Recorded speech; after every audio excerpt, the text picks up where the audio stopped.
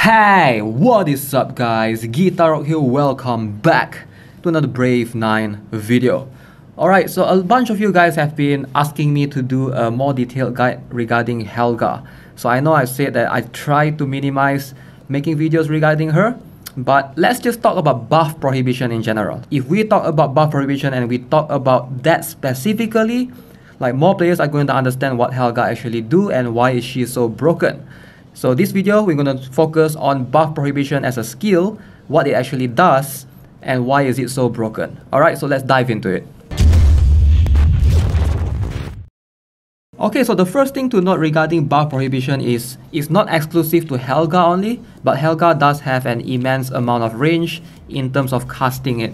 Alright, so what Helga can do or can achieve basically is if she dies, she basically just cast buff prohibition on all the enemy units. Alright, which is crazy. Like right here, it can be a bit confusing because it never actually mentions her range. Alright, you can look at this range, which is this is her attacking range, but if she dies, what she does is she will do buff prohibition to all the enemies. Alright, it doesn't affect with her attacking range at all. So all enemies will get buff prohibited. Okay, so let's talk about buff prohibition and what it actually does. Okay, so buff prohibition, just like what it's stated in the name, basically prohibits your units from receiving buffs. Okay, so what this means is if you have a unit that's applied with buff prohibition, that particular unit cannot receive any form of buffs. That's about it. It's actually that simple. There are some key exceptions. Alright, so buff prohibition goes through everything, almost everything. Alright, I say almost everything because there are certain exceptions to that. We're going to get into that later on. But buff prohibition basically just prohibits your units from receiving buffs. Now, when we talk about buffs, the first thing that comes into our mind is supporters. Alright, supporters, their role is to give buffs to all allies, right? So mostly supporters are heavily impacted. Alright, so regardless if you're using Rafitia, Michaela, or whoever, they cannot receive buffs from the supporters if they have buff prohibition on them. So keep that in mind. One question that I get asked a lot is, should your Helga dies first or should enemies Helga dies first? The correct answer is you want your Helga to die first. Alright, so when Helga dies, she gives two things. Alright, so she gives buff prohibition, she curses the enemy, alright, all the enemies. So this is on the debuff side of things. She also gives buffs to her allies. Alright, she gives three things. She gives stats enhancement, basically 80% to all stats. She gives debuff immunity for 10 turns, and she purifies all her allies. Alright, which is crazy. So ideally, you want your Helga to die first so that you can buff prohibit the enemy. So if the enemy's Helga dies after your Helga dies, they cannot receive this 80% to all stats. Alright, keep in mind that debuff immunity and the purification will still be applied because debuff immunity, if you guys are not familiar with this skill, alright, click on the exception, ignores prohibition skill type and applies. So debuff immunity is one of the few skills that actually goes through prohibition, alright, buff prohibition in general. So same goes for purification. So purification will always be able to go through debuff immunity, alright, so ignores prohibition skill type and applies. It's all mentioned right here. But keep in mind, purification doesn't remove buff prohibition.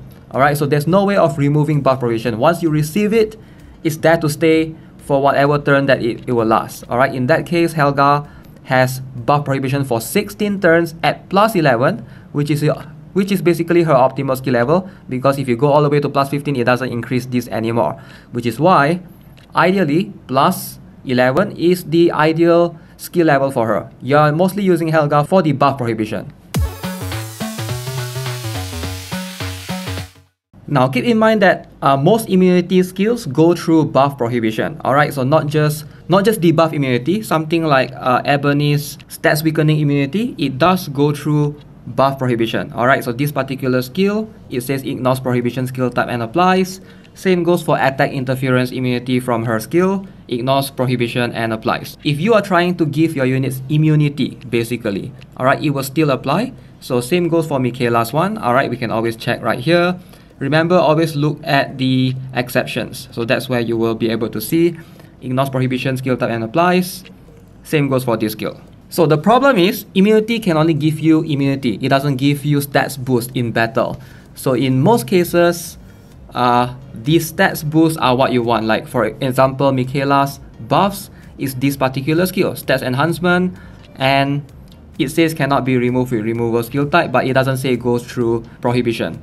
So therefore, skills mostly from supporters cannot go through prohibition. Alright, so same goes for Raphitia's skill. So let me see if I can find her. So that's the reason why Raphitia dropped so much. Remember, purification can still go through, ignores prohibition skill type and applies, but not her main buffs, which is this particular skill. Alright, it is affected by buff prohibition, so it cannot go through. Same goes for this skill as well. Okay, so the following are the units that's available currently right now with buff prohibition. Okay, so we have Angelica, alright, so we have Claudia, we have Chalkel, we have Octavia, and we have Viola. So currently in the game, there's only 5 units, so including Helga, that's like 6. Now keep in mind, Helga is not listed here because her skill is more of a reflective counter kind of thing, so hers is under Bestowal Permanent Retribution. So it's sort of a different class of skill.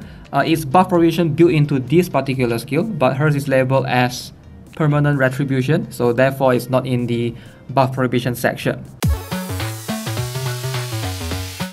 So, with that being said, how do you counter buff prohibition? We all know that buff prohibition is extremely broken. It makes you cannot buff your units or your allies. Basically, how do you counter this? The best way to counter this is to make your supporters go first in a battle. Alright, so you want to make your supporters buff everyone in the battle. Do not make any of your warriors go first, because if you chain your supporters correctly, they will be able to buff your allies first. So at least during round 1, you have the buffs secured. Alright, so where it comes tricky is round 2 onwards, because Helga's buff prohibition does last for a substantial of 16 turns. So it can bring forward all the way to round 2 depending on how the battle goes. Now that can get a little bit tricky. So that's where supporters with high skill level that is able to buff longer comes in. This is basically one of the better solutions that I can think of to try and counter Helga. So all you need to do is bring in supporters that gives longer buffs. Alright, so what do I mean by that? So Raphitia is one of the issue. A lot of players have Raphitia at plus 12. Alright, if your Raphitia is plus 12, she will only have her buffs last for 16 turns, which is a big issue.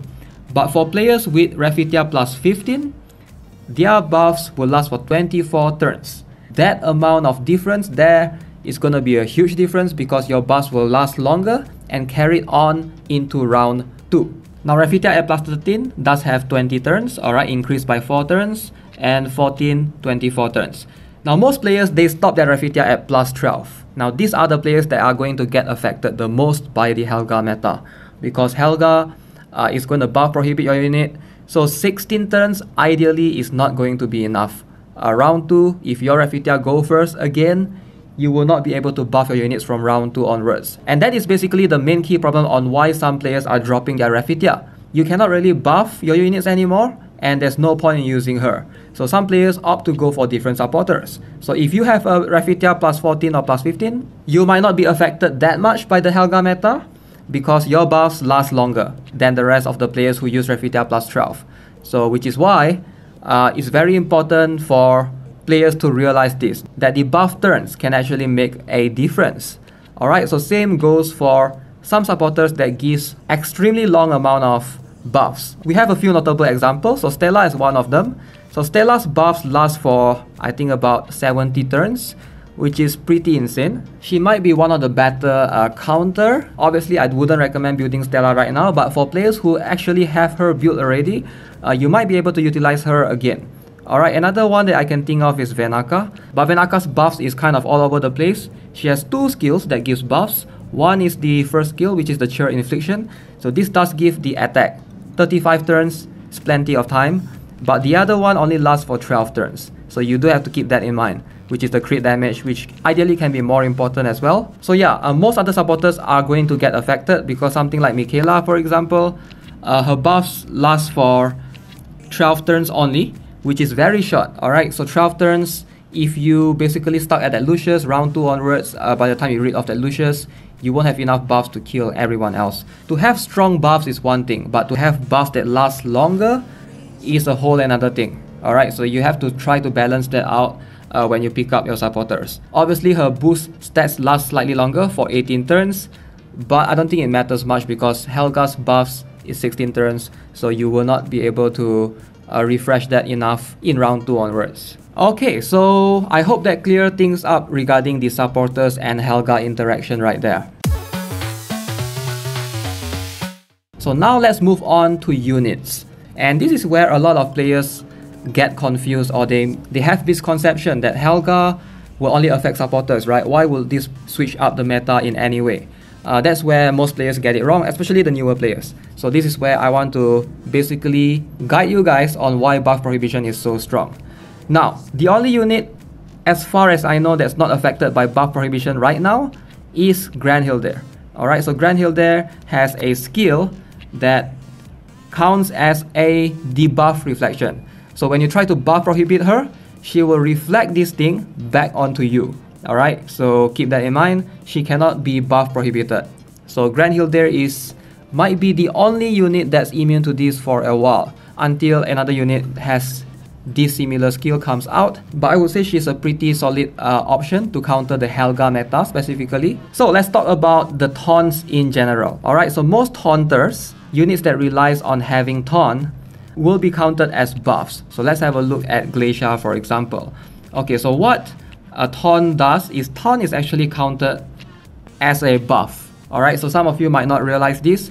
So ideally, something like Glacier, if she is buff prohibited, she cannot activate her taunt at all. And same goes for any units with taunt. Alright, so same goes for Ventana. So she cannot activate her taunt at all because her taunt relies on enemy's grave to be created. Now Ventana is kind of a tricky one. I will try to make a separate video. There's still a trick to make her activate her taunt, but ideally in most cases, if the buff prohibition happens already, she cannot activate her taunt. Okay, the only 2 taunt units that's usable right now in the Helga meta that will not get affected by the buff prohibition thing is Grand Hilda, like I mentioned earlier, and Leclis. So Leclis is going to be the budget option. So why is Leclis not affected? Because her taunt doesn't activate based on her attacking.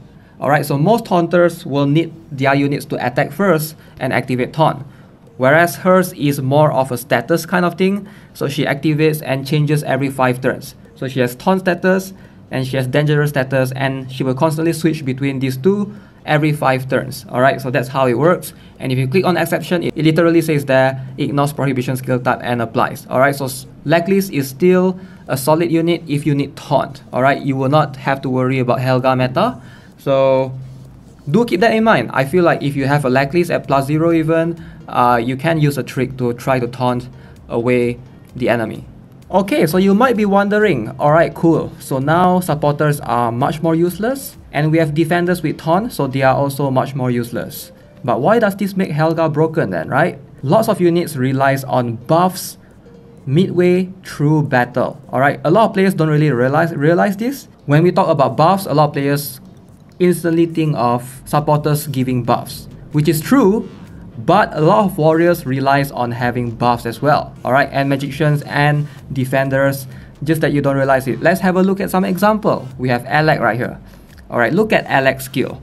Alright, Alec has +15, alright? We just look at +15, easy for us to see. He does have a couple of skills. If you see a skill that activates before battle, so this means that this skill will not get affected by buff prohibition at all. Now if you see skills like this, like after normal attack, or he gets stats when the enemy dies, now this skill will be affected by buff prohibition. So basically, this will prevent Alec from getting the 100% attack when an enemy dies, when the Helga is activating the buff prohibition. So lots of warriors, lots of magicians are rendered useless because of this. And not just Alec, there are actually plenty of meta units right now that relies heavily on their buffs at +15. Okay, so let's have a look at this match right here. So like I mentioned, there are lots of units that relies on buffs in battles. Alright, so one of the few notable ones is Velta. So Velta, if you're not familiar, 30,000 HP right here. Alright, so this Velta has a skill Nullifier, this one activates before battle. Alright, whichever skill that activates before battle are not counted as buffs usually.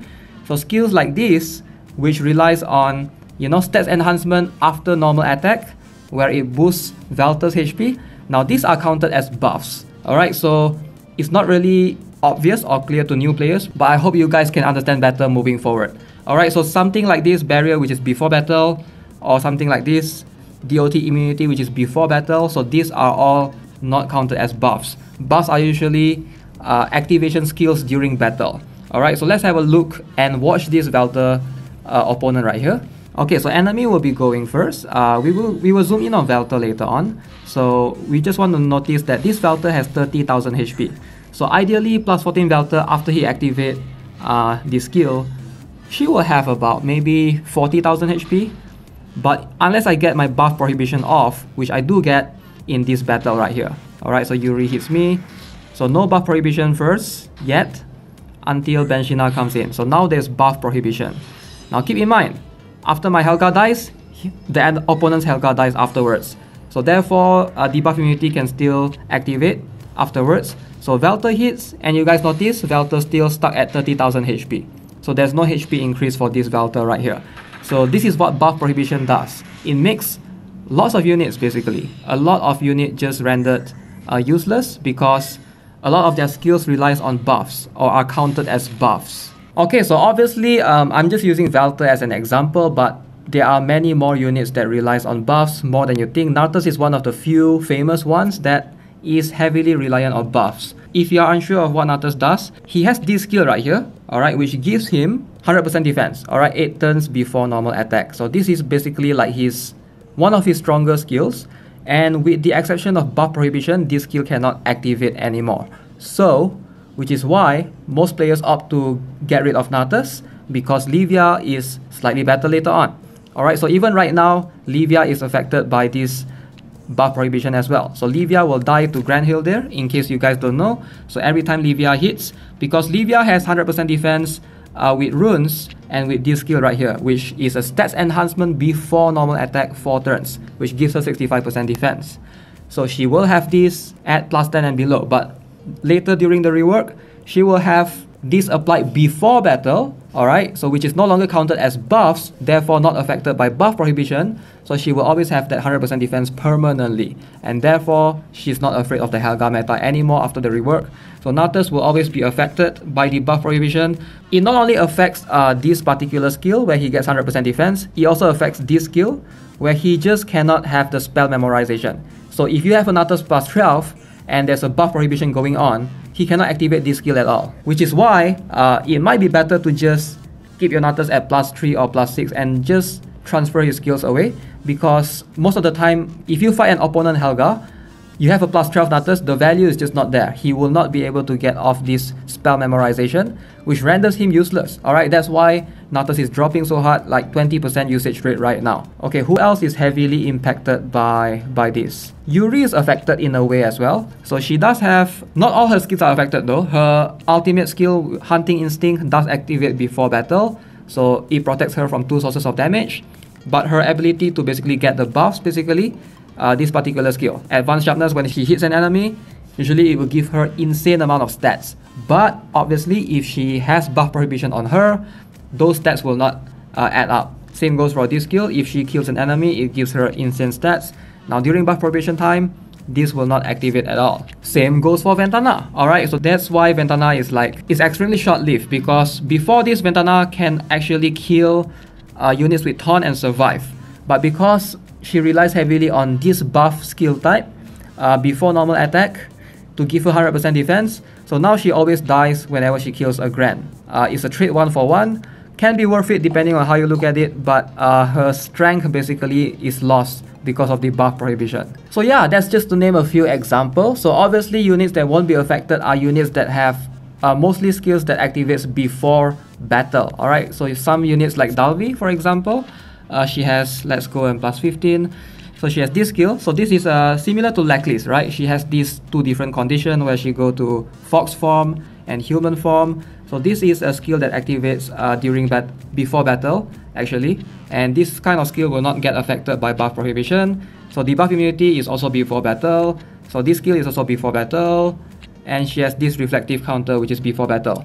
So if you have units that have all the skills activated before battle, they are kind of safe from the Helga buff prohibition thing. But units that heavily relies on having a stats like activated halfway in battle, before normal attack or after normal attack, so those units are going to get affected heavily. Alright, I might have missed some of the meta units. If I do, let me know in the comments below. But overall, Helga's buff prohibition is what is shifting the meta around and bringing back some of the older units as well. So this is why in my server, if I'm not mistaken, in Asia server, you are seeing a climb in Dalvi and a decline in some of the other units. So let's go to Hot Merc. So we have Christina. Dalvi is climbing slightly compared to last week, increased by 5%. Christina still number 1, but she is declining overall. Helga meta is kind of bad for Christina, because if you use Christina go first, you will be able to hit 3 units, and if Helga is one of them, you are basically activating the buff prohibition early on. So it's something that you have to keep in mind. Okay, so overall, I hope that you guys enjoyed this video, and if you find this informative, please give it a like and subscribe to the channel, turn on the notifications. I'll try to release more guides like this in the future. If you guys have anything that you're unclear of, let me know in the comments below. I'll try to see if I can cover them. So as always, if you want to know more, like things like grace and agility, you can go and watch the video right there on the left. If you are still fairly new, you want to have a look at the meta that's happening in Korea, so click on that video on the right. Alright, so as always, have a nice day. Goodbye.